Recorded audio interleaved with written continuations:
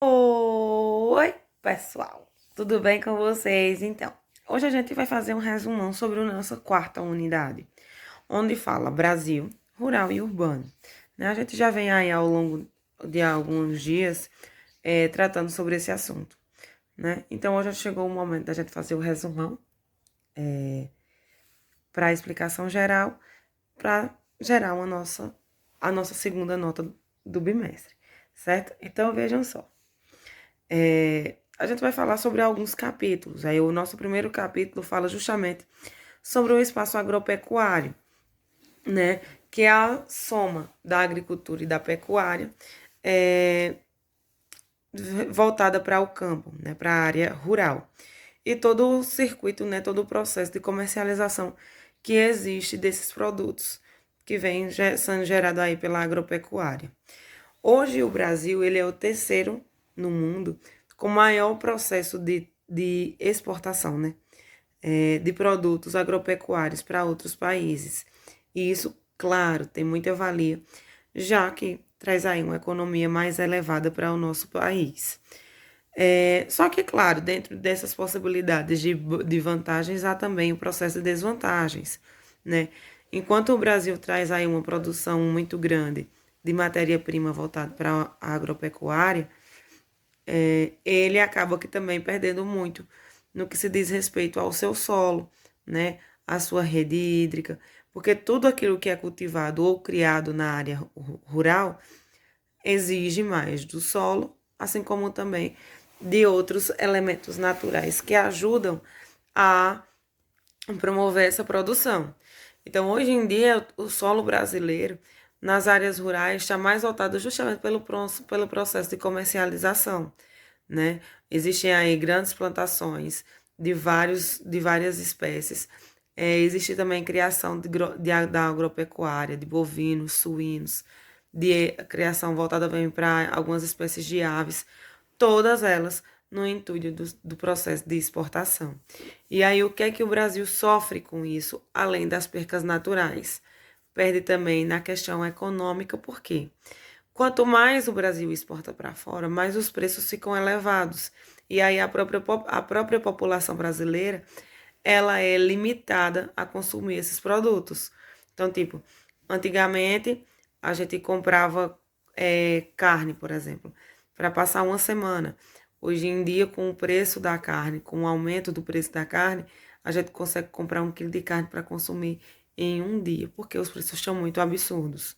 Então, quanto mais o Brasil vende para fora, mais os valores aumentam internamente, consequentemente fica mais difícil de nós, brasileiros, consumir essa carne, já que boa parte da população é de classe baixa ou média, certo? É, e aí, claro que isso também acaba que afetando a economia do Brasil. Ele lucra em vender para fora, mas ele perde na questão interna, né? E aí, somando a esse processo da agropecuária e a mercantilização desses produtos, é onde surge aí o agronegócio, já que o campo passa a produzir e a criar para comercializar. O agronegócio é baseado justamente nesse processo, é a comercialização de produtos agrícolas ou agropecuários, tá? Então é por isso que a gente vê muita propaganda na TV falando do agro é pop, agro é isso, agro é aquilo. Só que por trás dessa marca comercial existe também as suas desvantagens que dificilmente são divulgadas, certo? E aí o agronegócio traz, né, a modernização agrária para o campo. Antigamente a gente tinha o processo de agricultura voltado para a tração animal, que demorava vários tempos para ter o lucro daquela lavoura. E hoje em dia, com a modernização, a gente tem desde equipamentos, né, de máquinas para plantar, para adubar, como também o processo de modificações genéticas de alguns grãos, por exemplo. Hoje em dia, raramente a gente consegue comprar um produto no mercado derivado do milho e que ele não seja derivado de um milho transgênico. Tanto é que vale a observação aí. Tudo que vocês forem comprar sobre milho ou qualquer outro produto que vem com um Tzinho dentro de um triângulo, é uma referência aos produtos transgênicos. E o consumo em excesso pode trazer malefícios para a saúde, inclusive gerar câncer, certo? Justamente porque foi um processo de modificação que esse grão passou. Temos também a criação dos animais, que também passam por processo de modificação genética. Hoje em dia, a boa parte dos animais recebem altas dosagens de medicamentos para evitar doenças, mas também recebem para acelerar o seu processo de desenvolvimento, já que os animais eles só estão prontos para abate quando eles atingem a idade adulta. Então, a gente tem desde vacinas para acelerar esse crescimento desse animal, como também vacinas para acelerar a ganha de peso. Temos também as rações, que são os chamados suplementos alimentícios, que também podem auxiliar nesse aceleramento. Então, gente, a gente tem no nosso território brasileiro a grande expansão da agropecuária, mas que por conta de contrapartida tem os efeitos malícios desse aceleramento, dessa grande produção intensiva, seja em decorrência dos altos preços, seja em decorrência do aceleramento desses produtos e que futuramente fazem mal àqueles que consomem. E aí, claro, não tem como falar de tudo isso no território brasileiro e não falar das atividades industriais, né? Que é quando chega aí o processo de industrialização no território brasileiro. E aí, as atividades industriais, elas se enquadram em vários eixos, desde também ao processo da agropecuária até nas grandes cidades.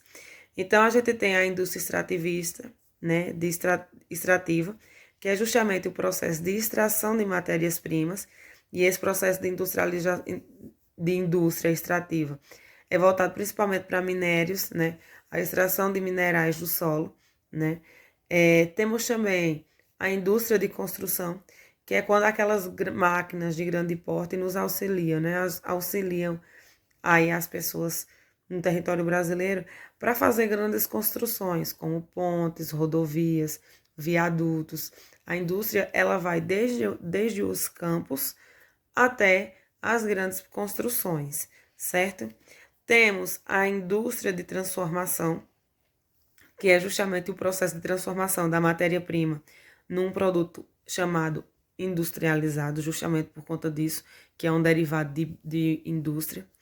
Temos as indústrias de bens de produção, que é, por exemplo, quando a gente tem uma indústria que, ao invés de ela fabricar todo um carro, ela só faz a construção do motor do carro, ou a lataria, né, a parte da carcaça de um carro. Então, quando se fala de indústria de bens de produção, é justamente esse processo de produção em parte desses elementos para um produto maior, tá? Temos também a indústria de bens de produção, né, que é justamente o surgimento de derivados, como, por exemplo, óleos, o alumínio, que são partes também do processo da matéria-prima. Assim como também a gente tem a indústria de bens de consumo, que é aquelas indústrias que produzem todos os produtos que a gente consome diariamente. Seja um quilo de feijão que a gente compra empacotado na prateleira do supermercado, seja na produção de liquidificadores, de TV, aparelhos telefônicos. Tudo isso também entra dentro do contexto da industrialização. E aí, claro, como é que essa industrialização ela chega no Brasil? A gente sabe que a Revolução Industrial ela tem início lá na Inglaterra, mas com o passar dos séculos ela vai ganhando novos campos e o Brasil não fica fora. Primeiro que para instalar as primeiras indústrias, o governo brasileiro fez uma dívida enorme, porque para investir é necessário dinheiro. E como o Brasil não lucrava tanto assim, foi necessário um empréstimo, que foi feito aos Estados Unidos. Então, o Brasil passou vários e vários anos pagando esse empréstimo, que gerava muitos milhões de reais para o exterior, já que além do dinheiro pegado, né, da valia em dinheiro pegado emprestado, tem também a questão dos acréscimos de juros. E aí, um dos primeiros indícios do processo industrial no Brasil foi justamente através da ação das canaviais, onde começaram a fazer os engenhos de cana-de-açúcar, né? Que gerava aí a produção de açúcar. E depois passa pelo processo também cafeicultor, né? Que faz os plantios de café e trabalhar todo o processo do grão. E aí, quando chega finalmente as siderúrgicas, né? Que foi aí no pós-Segunda Guerra Mundial, o Brasil começa a investir nesse armamento mais concreto, mais pesado, no qual tem trazido lucros para vários e vários países até os dias atuais, que é justamente a implantação dessas indústrias. E aí, claro, chega às indústrias, chega um novo modo de viver naquele espaço, principalmente os espaços urbanos, vem a questão da concentração populacional nesses espaços, vem o processo de comercialização que aumenta, porque se produz, precisa ser vendido. E aonde e a quem vender, né? Então, esse processo histórico da industrialização no Brasil, ele é bem extenso. E, claro, que vale aí uma releitura do nosso conteúdo, do nosso livro didático, para trazer mais discussões sobre isso, tá? E aí, pessoal, de tanto se falar de urbano e rural e todas essas transformações, inserções que acontecem, a gente chega no capítulo 14, onde fala das desigualdades no campo e na cidade. A gente viu aí ao longo de outros conteúdos a questão da desigualdade social, que é quando existem diferenças, tanto econômicas como também de tratamento social, político e de várias outras formas. É quando a gente faz a diferenciação, onde existem pessoas que têm mais benefícios do que outras na sociedade. Então, a desigualdade social ela é colocada a fome, ela é colocada a falta de saneamento básico, a saúde. Tudo isso é questionado quando a gente fala de desigualdade social, principalmente na cidade. Mas como isso acontece no campo? Né? Historicamente, o Brasil ele passa aí por uma má distribuição de terra. Isso é um fato histórico que acontece desde o período de colonização do território brasileiro e que perpetua até os dias atuais. Então, acaba que tendo muito surgimento de confrontos armados no campo. Muitas pessoas acabam que perdendo o seu espaço na área rural por causa do latifúndio, né? E tudo isso traz uma grande decorrência ao longo dos anos e que acaba colocando mais ainda em questão a desigualdade social no mundo. E o Brasil não fica fora disso. É importante a gente entender esse processo de apropriação de terras, né, de má distribuição de terras, porque ele acaba que sendo um reflexo da desigualdade que a gente tem hoje no Brasil, né? Chega assim o processo de industrialização nas áreas rurais, há uma grande manufatura aí baseada na industrialização do campo, no processo de grandes plantações no espaço rural, mas que não se questiona os meios afins desse processo de monocultura, né, da agropecuária como um todo. Muitas pessoas de classe baixa que vivem nas áreas rurais, elas acabam que sendo praticamente expulsas do seu pedaço de chão para dar espaço aí ao agronegócio. Então fica a precarização da terra, da qualidade de vida, dos insumos que são utilizados nessa produção. E no final das contas, quem sai em tamanha desvantagem é justamente aquelas pessoas com um poder econômico mais baixo, né? É enfrentado aí, historicamente no Brasil, né, as resistências dessa má distribuição. E aí há um plano de governo no qual exige uma reforma agrária, mas que essa reforma agrária, a sua grande pauta, não necessariamente é uma distribuição igualitária de terras, mas uma adequação para a doação de terra para aqueles que não têm terra, mas também tem outras situações que impedem e também dificulta essas pessoas que recebem essas terras, né? Hoje, esse sistema de monocultura existente no Brasil, que faz a apropriação aí do agronegócio, acaba que sendo investido tanto pelos próprios brasileiros, que têm um poder econômico muito elevado, né, que tem aí historicamente herança do período colonial, assim como também empresas multinacionais, empresas que são de outros países, mas que vêm investir aqui no Brasil. E mais uma vez, volto a dizer, quem sai perdendo com isso tudo é nós brasileiros, principalmente os de classe média e principalmente os de classe baixa, certo? Então é importante a gente ter uma atenção maior quando se fala dessas problemáticas. É bom ter dinheiro? É, afinal de contas, o mundo hoje gira em torno disso. Vivemos em um país capitalista no qual há uma necessidade de se ter dinheiro, né, para se investir ou para a própria sobrevivência.